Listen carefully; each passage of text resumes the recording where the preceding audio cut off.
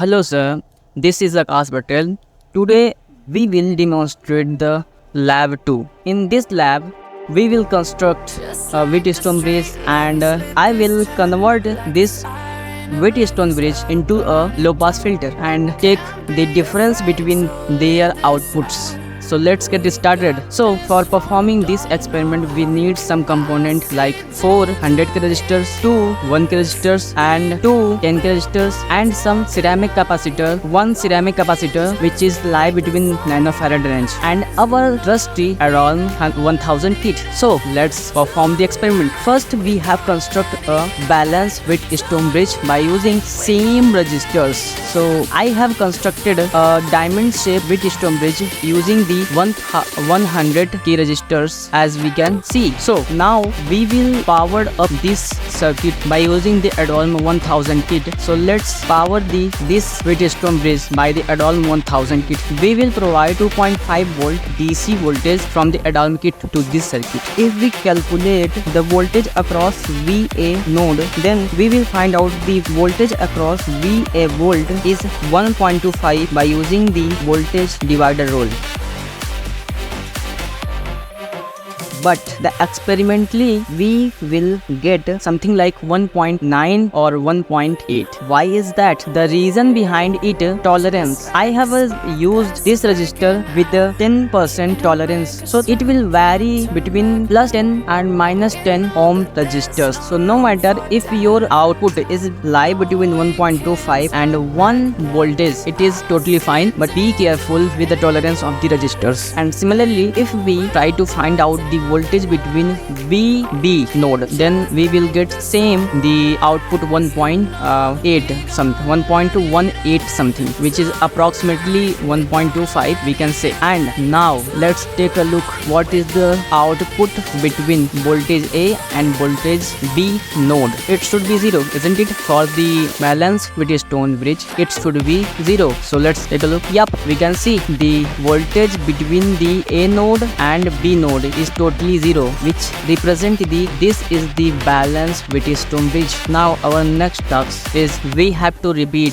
this experiment with excitation voltage E is equal to 2.5 plus 1 sin omega. It means we have to provide it 1 DC volt which is 2.5 volt and 1 AC volt 1 sin omega, and try to measure same thing V node, VA node, VB node and V out, which is difference between VA and VB node. So due to we are providing some AC plus DC voltage, it means the graph of the input voltage is shifted up to 2.5 volt with a sine wave. So if we try to find out the maximum excitation, which is almost 2.5 volt plus 1, which is equal to 3.5 volt, and if we take a look minimum excitation voltage, it is just 2.5 minus 1, which is equal to 1.5 volt. It means if we want to provide this excitation voltage to this Wheatstone bridge, we have to provide 3.5 volt maximum and 1.5 volt minimum excitation. So for providing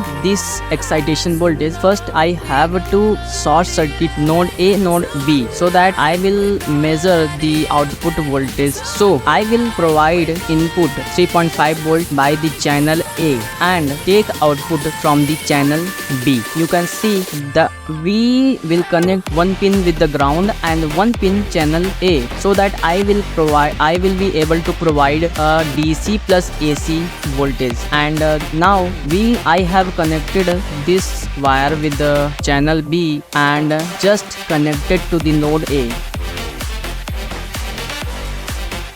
And now let's take a look what is the output of this node. So by calculation I have calculated that the maximum output excitation means maximum voltage between node A should be 1.25 volt, and the minimum voltage across the VA is something 0.75 volt. It means the output of this voltage of this AC plus DC source is something lie between 1.25 volt and 0.75 volt. Let's take a experimental look. So let's set the maximum peak voltage and the minimum peak voltage of the input and try to find out. As we can see, I have a set 3.5 volt the maximum, and now I am going to set the 1.5 volt the minimum excitation, and let's run out, and we are able to find we are able to see this is the input with DC and AC, and this is the output of this. As we can expected, the maximum peak voltage lie between 1.25 volt and 0.75 volt, and it is so likely. And now let's take a look what is the output on node B also. So theoretically it should be lie between 1.25 volt and 0.75 volt. So let's take a look with experimentally what is we will be able to get the output of this AC plus DC voltage.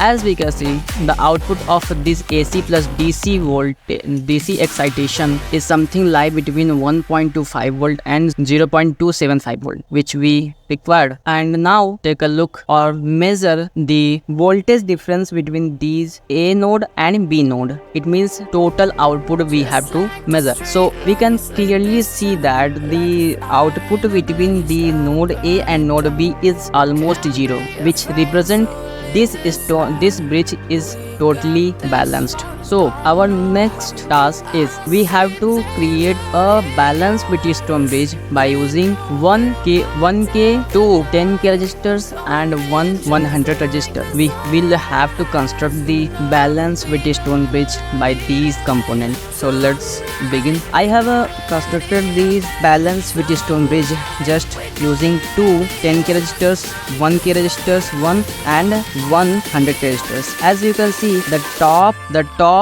right I have added a 1K resistor, and bottom right side I have added 10K resistors, and the other side I have added 10K resistors, and the bottom right or left hand side we add 100K resistors. And let's measure out what is the voltage between node A and node B. If node A and node B voltage are different and the output and total output between the node A and node B is 0, it means this stone bridge is totally balanced.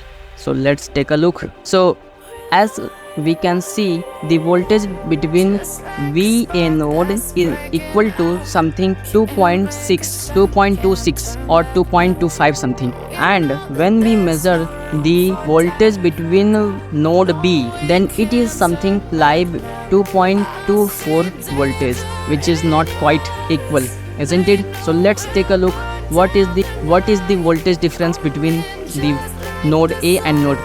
As we can see that the output of these node V out is equal to 0, which represent this bridge is totally balanced. So our third task is we have to add 1K resistors in series with R1 between R1 and the node where excitation is given, and another 1 kilo ohm resistors is in series with the R4 between R4 and negative terminal.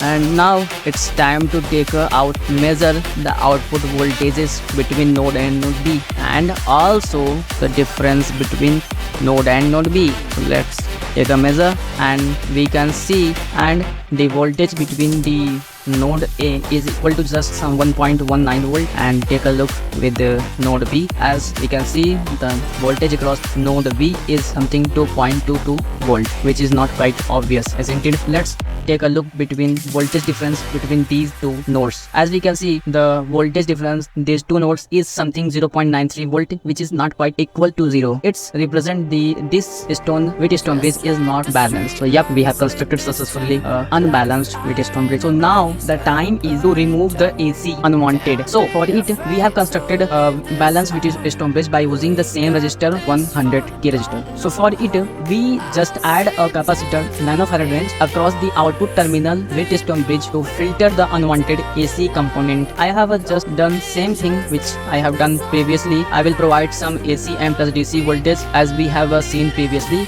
1.5 volt is DC component plus 1 volt excitation with AC voltage. So overall overall the excitation will become 2.5 volt. The output should be lie between 1.25 and 1 voltage, and we can see yes, the output lie between them. So our next task is we have to replace all the Wheatstone resistor in a single resistor, means Thevenin's resistor, and add a capacitor to the series of it. It is a low pass filter which is allow low frequency and saturate out at the high frequency. So let's take a look and try to measure and construct it. So I will provide AC plus DC, which is same 2.5 volt plus 1 sin omega t. Try to vary corner frequency from 1 Hz to the 1 kHz and take a look what is the output of this circuit. It will just pass the same excitation at a low frequency. When we increase the frequency, it will just saturate out to the cutoff frequency of it, and also it will reduce the AC unwanted noise. As we have seen previous, this circuit will also do same thing. So now just we can see I have a increased plus 10, and now if we increase, if we provide 2 Hz 20 Hz, then it is just provide output 3.24. And similarly, if we add on plus 10 up to the 100 Hz, we can see it will just start to saturate out.